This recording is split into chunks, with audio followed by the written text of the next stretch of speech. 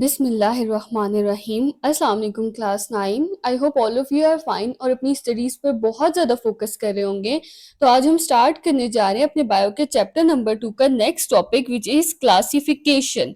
Classification क्या होता है ये हमने पहले भी पढ़ा है कि क्लासिफिकेशन कहते हैं कि ऑर्गेनिजम्स को उनकी सिमिलैरिटीज़ और उनकी डिफरेंसेस की बेसिस पर किस चीज़ की बेसिस पर उनकी सिमिलैरिटीज़ और डिफरेंसेस की बेसिस पर उनको डिफरेंट ग्रुप्स में और सब ग्रुप्स में डिवाइड करना। यानी कि जो ऑर्गेनिज्म सिमिलर है उनको एक ग्रुप में रखना और जो ऑर्गेनिज्म एक दूसरे से डिफरेंट है उनको डिफरेंट ग्रुप में रखना।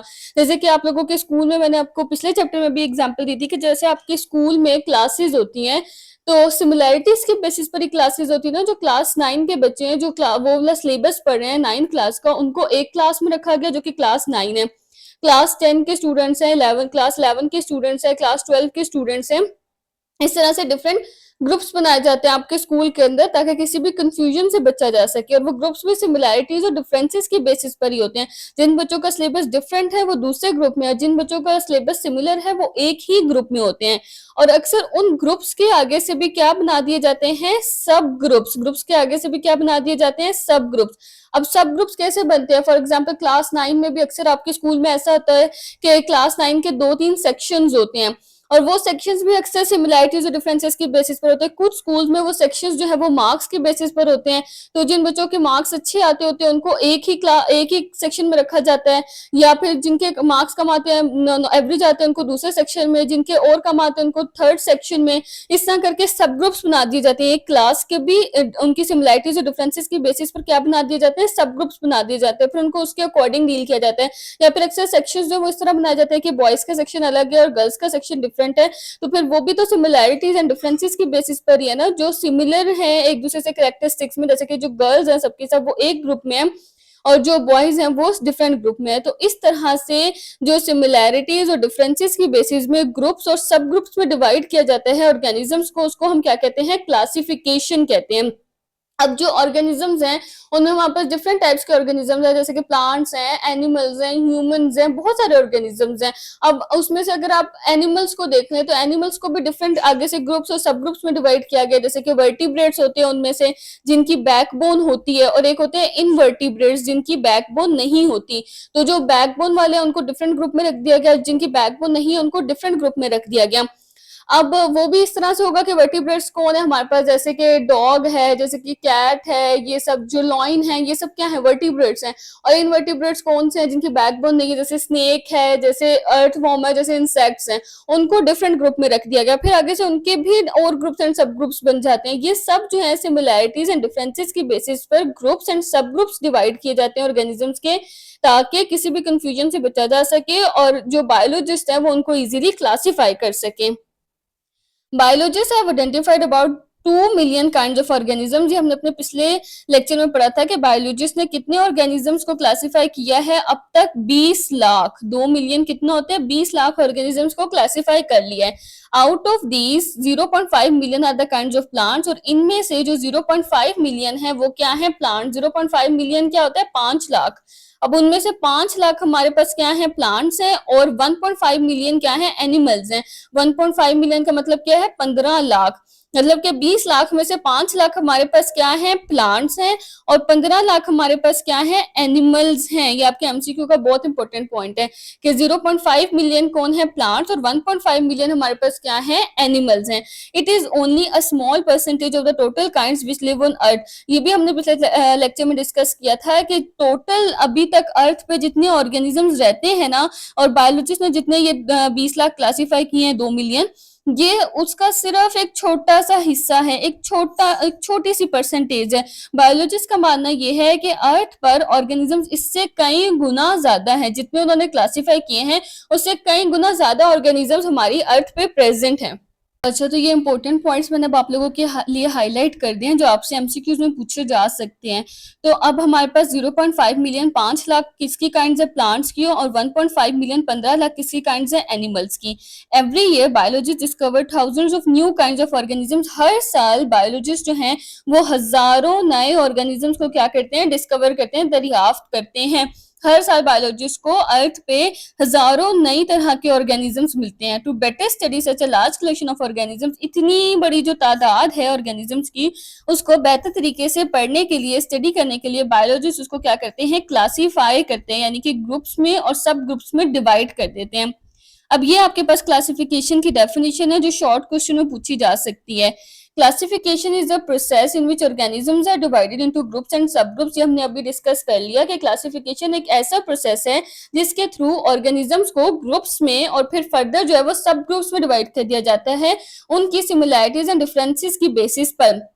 अब जैसे हमारे पास हमने देखा ना कि प्लांट्स हैं, एनिमल्स हैं, इससे ह्यूमंस हैं, काफी सारे ऑर्गेनिजम्स की टाइप्स हैं। अब इसमें से अगर हम देख लें प्लांट्स हैं, तो प्लांट्स को हम आगे काफी बेसिस पे हम आगे सब ग्रुप्स में डिवाइड कर सकते हैं। एक हम एग्जांपल ले लेते हैं कि फॉर एग्जांपल हमने सिट्रस फ्रूट्स को एक अलग सब ग्रुप में रख दिया और नॉन सिट्रस फ्रूट्स को अलग सब ग्रुप में रख दिया। अब सिट्रस फ्रूट्स में क्या क्या हमारे पास आ जाते हैं, जैसे कि ऑरेंजेस हैं, लेमन हैं, जो सिट्रस फ्रूट्स हैं जो खट्टे होते हैं थोड़े से, और नॉन सिट्रस जो है वो उसमें हमारे पास क्या आ जाएगा, बनाना आ जाएगा, मैंगो आ जाएगा। इस तरह से हम नॉन सिट्रस फ्रूट्स को हमने डिफरेंट सब ग्रुप में क्लासीफाई कर दिया।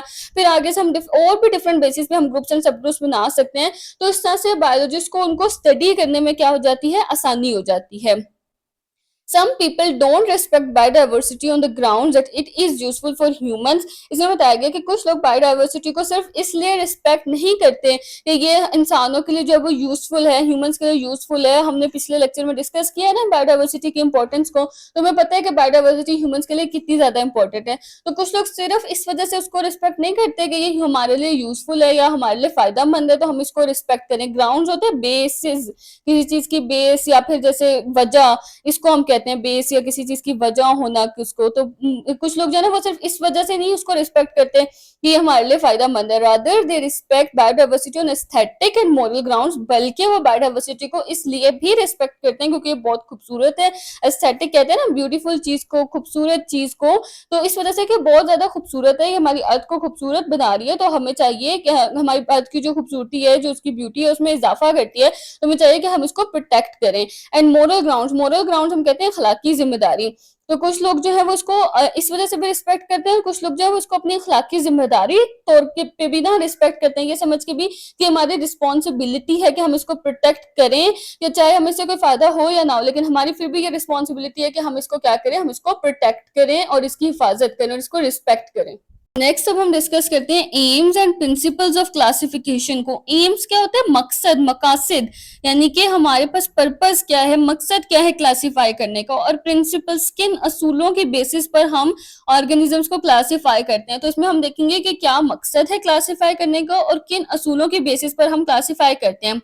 अब ये आपके पास शॉर्ट में आ सकता है, ये दो हमारे पास ना एम्स बताए हुए हैं, तो ये आपने इनको दोनों पॉइंट्स को अच्छे तरीके से करना है शॉर्ट क्वेश्चन के लिए। तो मेन जो हमारे पास एम है वो क्या है, to determine the similarities and differences among organism. ये हमने ऊपर बहुत अच्छे से डिस्कस कर लिया है कि हम सिमिलैरिटीज एंड डिफरेंसेस को ऑर्गेनिजम्स की क्या कर सके, डिटरमिन कर सके। डिटरमिन होता है फाइंड आउट करना किसी चीज को या फिर पता लगाना किसी चीज का, तो हम उनकी जो है सिमिलैरिटीज और डिफरेंसेस को क्या कर सके, पता लगा सके, so that they can be studied easily, ताकि हम उनको आसानी से क्या कर सके, स्टडी कर सके, पढ़ सके। To find the evolutionary relationship among organisms, ताकि ऑर्गेनिजम्स के दरमियान, जानदारों के दरमियान जो एवोल्यूशनरी रिलेशनशिप है उसको समझ सके। एवोल्यूशन क्या होता है, ये हम पहले बहुत दफा डिस्कस कर चुके हैं कि एवोल्यूशन क्या होता है कि एक ऑर्गेनिज्म से जो दूसरा ऑर्गेनिज्म इवॉल्व होता है, आहिस्ता आहिस्ता अपने अंदर जो चेंजेस आते जाते हैं, मॉडिफाई होते जाते हैं और दूसरा ऑर्गेनिज्म इवॉल्व होता है। ये हमने पिछले चैप्टर में डिस्कस किया था जब हमने डायनासोर्स के बारे में पढ़ा था जो कि रेप्टाइल्स हैं, और उस वक्त ये देखा गया था कि जब बायोलॉजिस्ट ने डायनासोर्स को डिस्कवर किया, उनको देखा कि हमारी जमीन के नीचे से जब उसके फॉसिल्स मिले, उसको डिस्कवर किया, तो उन्होंने देखा कि इसकी जो सिमिलैरिटीज थी ना वो बर्ड्स से मिलती थी। तो इससे ये पता चलता है कि जो बर्ड्स हैं वो डायनासोर की इवोल्यूशन से बने हैं, डायनासोर से ही बर्ड्स आगे इवॉल्व हुए हैं, बने हैं। तो हम जो है वो ऑर्गेनिजम्स के इवोल्यूशनरी रिलेशनशिप्स को स्टडी कर सकते हैं। जब हम उनको क्लासिफाई कर देंगे डिफरेंट ग्रुप्स में, सब ग्रुप्स में, तो हमें उनकी सिमिलैरिटीज के बारे में पता होगा और हमें डिफरेंसेस के बारे में भी पता होगा।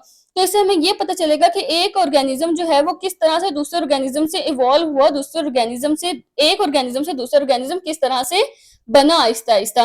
तो हम उनके एवोल्यूशनरी रिलेशनशिप्स को भी स्टडी कर सकते हैं, किस तरह से अगर हम उनको क्या कर दें, ग्रुप्स में और सब ग्रुप्स में क्लासीफाई कर दें उनकी सिमिलैरिटीज एंड उनकी डिफरेंसेस की बेसिस पर। Biologist classify organisms into groups and सब ग्रुप्स। बायोलॉजिस्ट जो है वो क्लासिफाई करते हैं ऑर्गेनिजम्स को किसमें, ग्रुप्स में और फिर फर्दर सब ग्रुप्स में on the basis of similar physical characteristics. उनकी फिजिकल कैरेक्टरिस्टिक्स की सिमिलैरिटीज की बेस पर। फिजिकल क्या होता है, जो बाहर से जिस तरह से कोई चीज नजर आती है, जो उसकी आउटवर्ड अपीयरेंस होती है, उसको हम क्या कहते हैं, फिजिकल कैरेक्टरिस्टिक्स। तो अक्सर जो है वो बायोलॉजिस्ट किस तरह से क्लासिफाई करते हैं ऑर्गेनिजम्स को, उनकी जो अपीयरेंस है उसके अंदर जो सेम कैरेक्टरिस्टिक्स है उनकी बेसिस पर। जैसे कि आप देखें कि लॉयन है, टाइगर है, ये सब जो है इनकी कैरेक्टरिस्टिक्स, फिजिकल कैरेक्टरिस्टिक्स सिमिलर है ना, दोनों एक दूसरे से मिलते जुलते हैं। अब ह्यूमन बींग्स है, उन सब की फिजिकल कैरेक्टरिस्टिक्स एक दूसरे से सिमिलर है, सब एक दूसरे से मिलते जुलते हैं। अब जैसे स्पैरो है, या फिर आप वो देख लें कबूतर हैं, पिजन्स हैं, तो उनकी फिजिकल कैरेक्टरिस्टिक्स एक दूसरे से मिलती जुलती हैं कि वो दोनों जो है वो डिफरेंट स्पीशीज तो डिफरेंट है, यानी कि वो स्पैरोज डिफरेंट स्पीशीज हैं और पिजन्स डिफरेंट स्पीशीज है, लेकिन उनकी फिजिकल कैरेक्टरिस्टिक्स एक दूसरे से मिलती हैं, दोनों सिमिलर लगते हैं। तो इस तरह से बायोलॉजिस्ट जो है वो सिमिलर फिजिकल कैरेक्टरिस्टिक्स की बेसिस पर भी ग्रुप्स और सब ग्रुप्स बना सकते हैं। इन रिसेंट टाइम्स, पुराने वक्तों में, they also take help from genetics. वो जेनेटिक्स से भी मदद लेते थे। अब जेनेटिक्स हमने बहुत डिटेल में पढ़ा है कि क्या होता है। जेनेटिक्स में हम जीन्स के बारे में पढ़ते हैं और डीएनए के बारे में पढ़ते हैं, और हम देखते हैं कि जीन्स में और डीएनए में क्या सिमिलैरिटीज है। हमने पढ़ा था कि जो जीन्स हैं वही तो वो होती है जो हमारे पेरेंट्स से ऑफस्प्रिंग्स में, उनके बच्चों में उनकी ट्रेड्स को लेकर आती है, उनकी कैरेक्टरिस्टिक्स को ट्रांसफर करवाती हैं। अब जब पेरेंट्स से बच्चों में जो कैरेक्टरिस्टिक्स ट्रांसफर हो रही हैं उनके, वो किसकी बेसिस पर हो रही है, उनके ऑफस्प्रिंग्स में वो जीन्स लेकर आ रहे हैं, जीन्स के अंदर ही वो ट्रेड्स प्रेजेंट होती हैं। तो अगर बायोलॉजिस्ट जो है वो जीन्स को स्टडी कर लेंगे तो उसको पता चल जाएगा कि एक ऑर्गेनिज्म के अंदर क्या ट्रेड्स हैं, क्या कैरेक्टरिस्टिक्स है, उसका स्ट्रक्चर कैसा होगा, वो किस तरह का ऑर्गेनिज्म होगा। तो अगर वो उसकी जीन्स को ही समझ जाते हैं, उसकी जीन्स को स्टडी कर लेते हैं, तो वो इजीली उसको क्लासीफाई कर सकते हैं। और हमने बहुत डिटेल में ये भी पढ़ा हुआ है कि जीन्स हमारे पास कहाँ पे प्रेजेंट होते हैं, कि हमारे पास सेल होता है हर ऑर्गेनिज्म के अंदर। हमने पढ़ा है ट्रिलियंस ऑफ सेल्स हैं, 30 ट्रिलियन सेल्स हैं। सेल के सेंटर में क्या होता है, न्यूक्लियस प्रेजेंट होता है। काफी सारी ऑर्गेनल्स होती है, लेकिन जो हमारा एनिमल सेल है, ह्यूमन सेल है, उसके सेंटर में क्या प्रेजेंट होता है, न्यूक्लियस प्रेजेंट होता है। फिर न्यूक्लियस के अंदर क्या चीज होती है, क्रोमोसोम्स होते हैं न्यूक्लियस के अंदर। फिर क्रोमोसोम्स के अंदर हमारे पास जो है ना वो डीएनए प्रेजेंट होता है, और डीएनए के जो छोटे छोटे से पोर्शंस होते हैं ना, उसको हम क्या कहते हैं, जीन्स कहते हैं। और जीन्स ही वो कैरेक्टरिस्टिक्स होती हैं जो उनके पेरेंट्स से बच्चों में ट्रांसफर होती हैं। They find the genetic similarities and differences among organisms. उनको ऑर्गेनिजम्स के दरमियान जो जीन्स के वजह से जो सिमिलैरिटीज एंड डिफरेंसेस हैं उनके बारे में पता लगाना आसानी हो जाती है। अच्छा, ये ना ये थोड़ी-सी ग्रामर भी साथ-साथ। अब जो है बिटवीन, बिटवीन होता है 2 लोगों के दरमियान, और अमंग होता है जब 2 से ज़्यादा लोग होते हैं। तो यहाँ पे अमंग का वर्ड यूज़ हुआ है। तो बहुत सारे ऑर्गेनिज़म्स के दरमियान जो सिमिलैरिटीज़ एंड डिफरेंसेस है ना, उनका पता लगाने के लिए हम क्या बायोलॉजिस्ट जो है वो पुराने वक़्तों में क्या यूज़ करते थे, जेनेटिक सिमिलैरिटीज़ को यूज़ करते थे। इस तरह से आप थोड़ा-थोड़ा वर्ड को समझेंगे ना तो आपको समझने में आसानी होगी। Then they use this information to know similarities and differences in their structures and function. फिर वो इस इन्फॉर्मेशन को यूज़ करते थे जो उनको जीन्स की वजह से मिलती थी, और फिर वो उसकी वजह से उनको क्या पता चल जाता था कि उनके स्ट्रक्चर में, उनकी साख्त में, उनकी बनावट में, या उनकी फिजिकल कैरेक्टरिस्टिक्स में और उनके फंक्शंस में, कि वो जो काम किस तरह से परफॉर्म करते हैं, उसमें क्या सिमिलैरिटीज़ है और क्या डिफरेंसेस हैं। और ये बायोलॉजिस्ट जो थे वो पुराने वक़्तों के, वो किस चीज़ के थ्रू स्टडी करते थे, जेनेटिक्स के थ्रू, जीन्स और उनके डीएनए के बारे में स्टडी करके वो उनकी सिमिलैरिटीज़ एंड डिफरेंसेस का पता लगा सकते थे। Next is advantages of classification, यानी ऑर्गेनिजम्स को ग्रुप्स और सब ग्रुप्स में डिवाइड करने के, उनको क्लासिफाई करने के क्या एडवांटेजेस हैं, क्या फायदे हैं, क्या बेनिफिट्स हैं। Classification allows biologist to group similar organisms together. Classification की वजह से बायोलॉजिस्ट जो है वो एक जैसे ऑर्गेनिजम्स को, जिनकी कैरेक्टरिस्टिक्स सिमिलर हैं, स्ट्रक्चर सिमिलर है, फंक्शन सिमिलर हैं, फिजिकल कैरेक्टरिस्टिक्स मिलती जुलती हैं एक दूसरे से, ऐसे ऑर्गेनिजम्स को एक ही ग्रुप में एक साथ जो है वो क्या कर सकते हैं, क्लासीफाई कर सकते हैं, making it easier to identify and understand their characteristics. जिसकी वजह से वो आसानी से उन सब ऑर्गेनिजम्स की इकट्ठे एक ही दफा कैरेक्टरिस्टिक्स को समझ सकते हैं, उनके रिलेशनशिप्स को, उनके आपस में ताल्लुकात को समझ सकते हैं, एंड एवोल्यूशनरी हिस्ट्री, और उनकी एवोल्यूशनरी हिस्ट्री को, कि एक ऑर्गेनिज्म दूसरे ऑर्गेनिज्म से किस तरह से एवोल्यूशन हुई उसकी, किस तरह से वो बना, किस तरह से मॉडिफाई हुआ, उस हिस्ट्री को समझ सकते हैं। It helps us understand the vast diversity of living organisms on earth, और इसकी वजह से जो लिविंग ऑर्गेनिजम्स की, जो जानदारों की अर्थ पे एक बहुत बड़ी डाइवर्सिटी है, वास्ट कहते हैं बहुत ज्यादा, जो डाइवर्सिटी है, जो काइंड्स हैं, उनको समझने में भी क्या मिलती है, हेल्प मिलती है। Classification provides a framework, classification एक फ्रेमवर्क देती है। फ्रेमवर्क क्या होता है, स्ट्रक्चर देना किसी चीज का, जैसे कि ढांचा प्रोवाइड करना, कि आपने कोई भी काम करना है तो पहले आप उसका एक बना देते हो ना इस तरह से, कि ये इस तरह करके करना है हमने पहले। जैसे फॉर एग्जांपल आपने होमवर्क करना है तो आप सोचोगे पहले मैंने बायो का करना है, बायो का मैंने ये काम इस तरह करना है, ये काम इतने टाइम में करना है, फिर मैंने केमिस्ट्री करनी है, केमिस्ट्री का मैंने इतना सा पोर्शन इतने टाइम में करना है, फिर मैंने उसके शॉर्ट क्वेश्चन याद करने इस तरह करके, या फिर मैंने मैथ की एक एक्सरसाइज सॉल्व करनी है। तो आप अपने होमवर्क का एक फ्रेमवर्क बना लोगे, एक स्ट्रक्चर बना लोगे कि मैंने इस तरह करके काम करना है। तो क्लासिफिकेशन भी जो है वो बायोलॉजिस्ट को एक फ्रेमवर्क प्रोवाइड कर देती है, एक स्ट्रक्चर प्रोवाइड कर देती है for studying and comparing different species, जिसके थ्रू वो जो डिफरेंट स्पीशीज को, जो डिफरेंट तरह की स्पीशीज हमारी अर्थ पर रहती हैं, उनको स्टडी कर सकते हैं, उनको समझ सकते हैं, उनको पढ़ सकते हैं, और उनको कंपेयर, कंपेयर होता है मुवाजना करना, दो चीजों को आपस में कंपेयर करना या मुकाबला करना, इस तरह उनको एक दूसरे से कंपेयर कर सकते हैं कि इस ऑर्गेनिज्म में ये खसूसियत है, इस ऑर्गेनिज्म में ये खसूसियत है, इस तरह करके उसको आपस में उनको कंपेयर भी कर सकते हैं। It explains the inter relationships amongst various organisms, बहुत सारे ऑर्गेनिजम्स के दरमियान, उनकी अमंग जो है इंटर रिलेशनशिप्स, उनके जो बाहिमी ताल्लुकात हैं, उनको भी ये क्या करती है, हमें एक्सप्लेन करती है। जो एवोल्यूशन, जो क्लासिफिकेशन है, वो ऑर्गेनिजम्स के दरमियान, जो बहुत सारे ऑर्गेनिजम्स हैं उनके दरमियान जो इंटर रिलेशनशिप्स है, जो उनके बाहिमी ताल्लुकात हैं, उसको भी हमें एक्सप्लेन करती है। It helps in the identification of new species, ये नई स्पीशी को आइडेंटिफाई करने में भी हेल्प करती है। अब ये किस तरह से हेल्प करती है, ये भी हम प्रीवियस फर्स्ट चैप्टर में जो वो डिस्कस कर चुके हैं, कि फॉर एग्जांपल एक बायोलॉजिस्ट है, उसको एक फॉरेस्ट में या फिर कहीं पे भी उसको एक नई स्पीशी मिले, फॉर एग्जांपल समझ लो उसको एक नए तरह का कोई इंसेक्ट मिला है या कोई बर्ड मिल गया, तो अब वो क्या करेंगे, अब उसे आइडेंटिफाई करना है कि कौन सा बर्ड है, ये कौन सा इंसेक्ट है, पहले वो इंसेक्ट कभी भी नहीं देखा गया, एक नए तरह का इंसेक्ट मिला है। हमने पढ़ा है ना अभी के बायोलॉजिस्ट को हर साल थाउजेंड्स ऑफ नए काइंड ऑफ ऑर्गेनिजम्स मिलते हैं, मतलब नई तरह के थाउजेंड्स ऑफ ऑर्गेनिजम्स उनको हर साल जो है वो मिलते हैं। अब एक फॉरेस्ट में बायोलॉजिस्ट को कोई इंसेक्ट या कोई बर्ड मिल गया न्यू टाइप का, अब बायोलॉजिस्ट क्या करेंगे, उन्होंने पहले ही क्लासिफाई तो किया हुआ है ना बर्ड्स को और ऑर्गेनिजम्स को डिफरेंट ग्रुप्स में और सब ग्रुप्स में, तो बायोलॉजिस्ट जो है ना वो ये देखेंगे कि इस इंसेक्ट की या इस बर्ड की या जो भी उनको ऑर्गेनिज्म मिला है या जो स्पीशी मिली है, उसकी कैरेक्टरिस्टिक्स जो है वो किस ग्रुप के ऑर्गेनिज्म से ज्यादा सिमिलर है। अब अगर इंसेक्ट मिला है तो इंसेक्ट्स को भी तो डिफरेंट ग्रुप्स में और फिर फर्दर जो है वो सब ग्रुप्स में डिवाइड किया हुआ है ना, तो बायोलॉजिस्ट जो है वो क्या करेंगे, उस इंसेक्ट को इस ग्रुप से और सब ग्रुप से क्या करेंगे, उसको मैच करेंगे। तो जिस ग्रुप या सब ग्रुप से उसकी कैरेक्टरिस्टिक ज्यादा मिलती होंगी उसको उसमें प्लेस कर दिया जाएगा, और जब वो उसको उसमें प्लेस कर देंगे तो बायोलॉजिस्ट को पता चल जाएगा कि ये इंसेक्ट जो है वो किस तरह का है, इसकी कैरेक्टरिस्टिक्स किस तरह की है और ये किस स्पीशीज से, किस तरह के ग्रुप से जो है वो बिलोंग करता है। तो जब भी कोई नई स्पीशी मिलेगी तो उसको आइडेंटिफाई करने में भी हेल्प मिलेगी, क्योंकि अगर बायोलॉजिस्ट ने डिफरेंट स्पीशीज को जो है वो ग्रुप्स और सब ग्रुप्स में डिवाइड किया होगा तो वो इजीली इस नई स्पीशी को भी आइडेंटिफाई कर सकेंगे। And in understanding the evolutionary relationship, और उसकी एवोल्यूशनरी रिलेशनशिप को भी समझ सकेंगे कि किस स्पीशी से इवॉल्व हुआ होगा, क्योंकि जिससे उसकी कैरेक्टरिस्टिक सिमिलर होंगी, जाहिर सी बात है वो उन्हीं स्पीशीज से इवॉल्व होकर बना है ना। Classification provides a common language for biologist, classification जो है वो बायोलॉजिस्ट को एक कॉमन लैंग्वेज प्रोवाइड करती है। कॉमन लैंग्वेज क्या होता है, सेम लैंग्वेज, एक ही लैंग्वेज जो एक जैसी सब बोलते हैं, क्योंकि हमारी जो दुनिया है उसमें बहुत से बायोलॉजिस्ट हैं, सही है। अब बायोलॉजिस्ट जो है पूरी वर्ल्ड में उनकी लैंग्वेज डिफरेंट है, कोई इंग्लिश बोलता है, कोई उर्दू बोलता है, कोई फ्रेंच है, कोई अरेबिक है, कोई चाइनीज है। अगर सब अपनी अपनी जुबान में ही सारे ऑर्गेनिजम्स के नेम रखने शुरू कर देंगे, ऑर्गेनिजम्स को क्लासिफाई करेंगे और सब अपनी अपनी लैंग्वेज में उन ऑर्गेनिजम्स के नेम रख देंगे, तो इस तरह तो बहुत सारी कंफ्यूजन हो जाएगी ना, क्योंकि एक बायोलॉजिस्ट ने अगर ऑर्गेनिजम्स को क्लासिफाई करके उसका नेम रखा है चाइनीज में, तो जो उर्दू है या जो फ्रेंच है, जो इंग्लिश है, उनको तो समझ नहीं आएगी उस नेम की। तो इस तरह से कॉमन लैंग्वेज जो है वो होना बहुत जरूरी है। तो उसके लिए साइंटिफिक नेम्स डेवलप किए जाते हैं, हर ऑर्गेनिज्म के साइंटिफिक नेम्स होते हैं जिनको भी क्लासिफाई किया जाता है ऑर्गेनिजम्स को, उनके फर्दर जो वो साइंटिफिक नेम्स रखे जाते हैं और वो पूरी दुनिया में सेम होते हैं वो साइंटिफिक नेम। इस तरह से जो पूरी दुनिया के जो बायोलॉजिस्ट हैं, चाहे वो जो भी लैंग्वेज बोलते हैं, वो उस कॉमन जो साइंटिफिक नेम है उससे उस ऑर्गेनिज्म को पहचानते हैं।